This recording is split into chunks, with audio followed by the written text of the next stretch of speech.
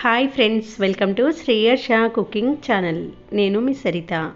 ఇవాల్టి మన రెసిపీ వచ్చి పాతకాలం నాటి సొజ్జ బూరెలు. అప్పటి కాలంలో ఏదైనా స్వీట్ తినాలనిపించినప్పుడు కానీ, పండగలకు కానీ, శుభకార్యాలకు కానీ అప్పటికప్పుడు ఈ సొజ్జ బూరెలను చేసుకునేవారు. చాలా చాలా బాగుంటాయట. పైన కరకరలాడుతూ లోపల సాఫ్ట్గా ఉండే ఈ సొజ్జ బూరెలను ఎలా చేయాలో ఇప్పుడు చూసేద్దాం పదండి. దీనికోసం ముందుగా ఒక బౌల్లోకి 1 కప్పు వరకు తురిమిన బెల్లాన్ని వేసుకోండి. ఇప్పుడు అదే కప్పుతోటి అరకప్పు వరకు వాటర్ని యాడ్ చేసుకోండి. వాటర్ని యాడ్ చేసిన తర్వాత ఇప్పుడు ఈ గిన్నెని తీసుకెళ్ళి స్టవ్ ఆన్ చేసి స్టవ్ పైన పెట్టుకొని జస్ట్ ఈ బెల్లం వాటర్లో కరిగే వరకు ఇలా కలుపుతూ కరిగించుకోవాలి. ఇక్కడ పాకం ఏం రానవసరం లేదండి. జస్ట్ బెల్లం వాటర్లో కరిగి ఒక పొంగు వచ్చిన తర్వాత స్టవ్ ఆఫ్ చేసి చల్లారే వరకు పక్కన పెట్టండి. ఇది చల్లారేలోపు ఒక మిక్సీ జార్లోకి ఏ కప్పుతోటి బెల్లం తీసుకున్నామో అదే కప్పుతోటి 1 కప్పు వరకు ఉప్మా చేసుకునే బొంబాయి రవ్వ అంటే సన్న రవ్వను వేసుకోండి.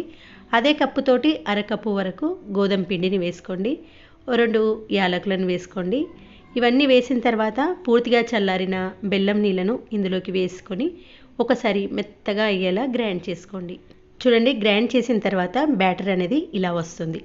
రవ్వ, బెల్లము, గోధుమ పిండి పూర్తిగా కలిసిపోయిన ఈ బ్యాటర్ను ఒక బౌల్లోకి వేసుకోండి. ఈ బ్యాటర్ అనేది ఇలా కొంచెం చిక్కగా ఉంది కాబట్టి అదే కప్పుతోటి ఒక అరకప్పు వరకు వాటర్ను మిక్సీ జార్లోకి వేసి కలిపేసి ఇందులో యాడ్ చేసుకోండి. ఇలా గుంట గరిటెతో ఒక 2-3 మినిట్స్ అయినా చక్కగా కలపాలి. కలిపిన తర్వాత మూత పెట్టి ఒక అరగంట పాటు రెస్ట్ ఇవ్వండి. ఇలా అరగంట పాటు రెస్ట్ ఇవ్వడం వల్ల రవ్వ అనేది బెల్లంలో కరిగి సాఫ్ట్గా అవుతుంది. బెల్లంలో నాని సాఫ్ట్గా అవుతుంది.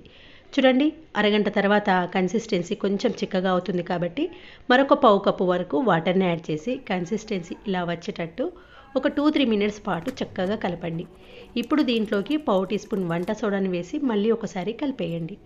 బ్యాటర్ రెడీ అయిన తర్వాత స్టవ్ ఆన్ చేసి వెడల్పాటి బాండిలో ఆయిల్ వేసుకొని ఆయిల్ వేడెక్కిన తర్వాత గుంట గరిటెతో వీడియోలో చూపిస్తున్నట్టు ఇలా పిండిని వేసేయండి.